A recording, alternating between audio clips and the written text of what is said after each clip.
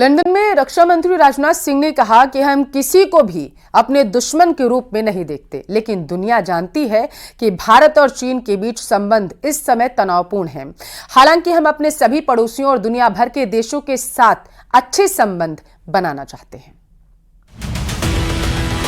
London से लेकर Beijing तक, दिल्ली से लेकर शंघाई तक एक ही बात की चर्चा है। पहले वाला सॉफ्ट भारत अब बदल चुका है। ये वो भारत है जो घेर कर मारता है, घुस कर मारता है। मोर्चा चाहे पीओके का हो या गलवान का।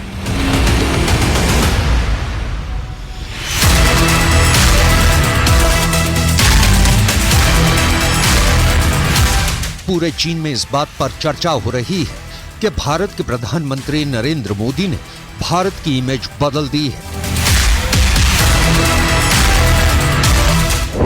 साउथ एशिया का गणित बदल दिया है। दुनिया के मैप पर भारत की तस्वीर बदल दी है।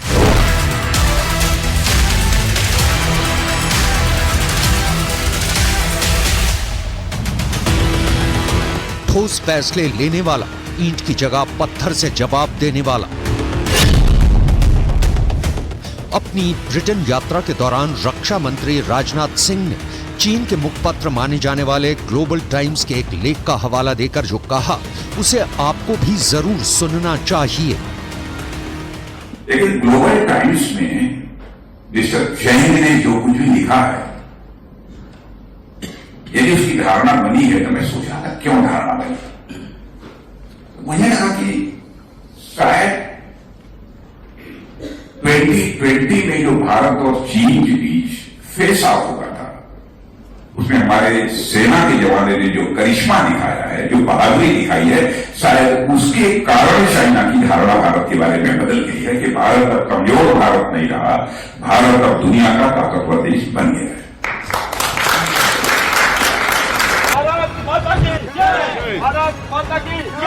भारत माता की जय। लंदन में इंडिया हाउस में कार्यक्रम के दौरान रक्षा मंत्री राजनाथ सिंह ने जो कहा, उसे समझने के लिए उस लेख को देखना जरूरी है। यह लेख भारत पर चीन के नजरिए में बदलाव को बताता है। भारत नैरेटिव शीर्षक वाला ये लेख फूडन यूनिवर्सिटी में centre for south Asian studies के डायरेक्टर झांग जियाडोंग ने लिखा है।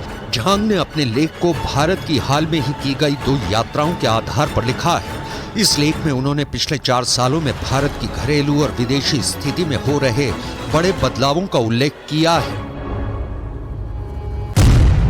भारत 1 दशक से भी कम समय में मल्टी बैलेंसिंग से मल्टी अलाइनमेंट की तरफ शिफ्ट हो गया है।